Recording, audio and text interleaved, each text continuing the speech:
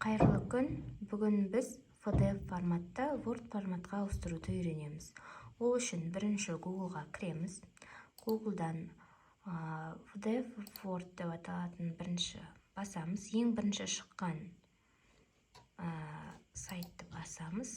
Осы жерден PDF-ті таңдау деген батырманы басып, өзімізге қажетті PDF файлды белгілеп аламыз. Открыть. Мына жерде біздің документіміз шықты. Мына жерде Word-ға ауыстыру кнопкасын басамыз. Мына жерде бізде қазір скачать Word шықты. Басамыз. Мінекей. Бізде Word форматқа ауысты. Документ дайын. Ақпарат пайдалы болса, каналға тіркелуді ұмытпаңыз.